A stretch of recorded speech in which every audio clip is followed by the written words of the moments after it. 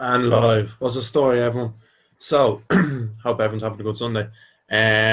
Just really kind of quick one today for I want to talk to you about is kind of your hierarchy, kind of from top to bottom of what you should be doing for your routine. So, I hope everyone can see this. I don't know if the lighting is too vague or not. If you can, I'll move that over. Sorry. So if you can, you want to pause the video and take a screenshot of that, you're more than welcome to.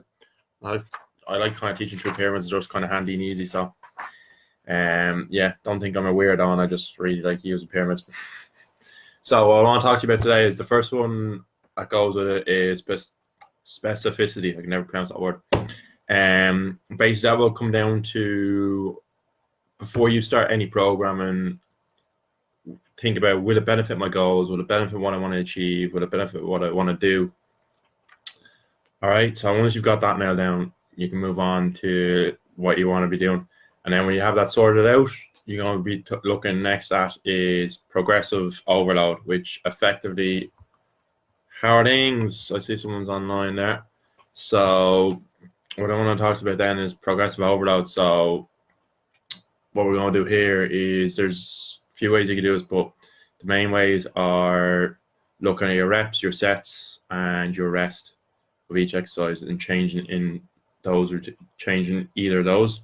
Or again, you could change your weight, moving it mainly being heavier or being lighter, and change that up to progressively. You want to basically be progressively increasing resistance on the program and change it up. So don't just go off, start with, let's say, 50 kilos of barbell squats, doing it for 8 reps of 3 sets for the next year with 2 minutes rest in between. Keep change that up. So you might do that for 4 weeks, 8 reps, 3 sets on 50 kilos.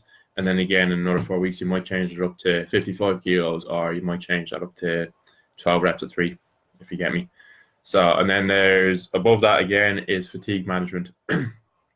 So then what we want to talk about fatigue management is kind of where you want to be at in relation to when it would be right time to take off or when it would be right time to pull back and kind of deload as such, or kind of lower the resistance.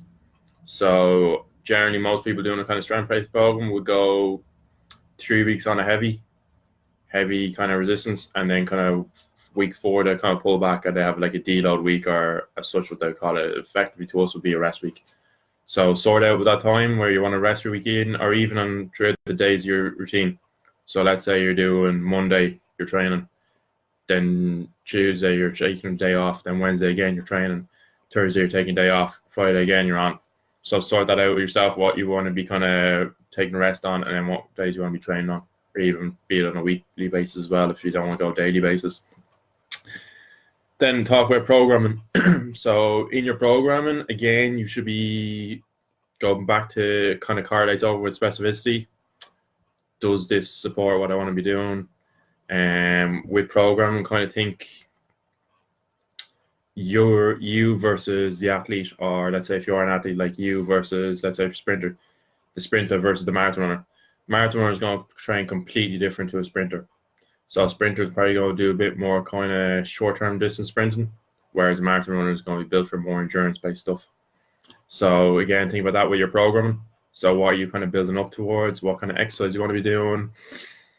If you think of a rugby player, let's say, playing a rugby match, doing that exercise, let's say, the one in the gym where you have your legs sitting like that, and then there's 2 pads on either side, and you're pushing in and out, working your inner thighs.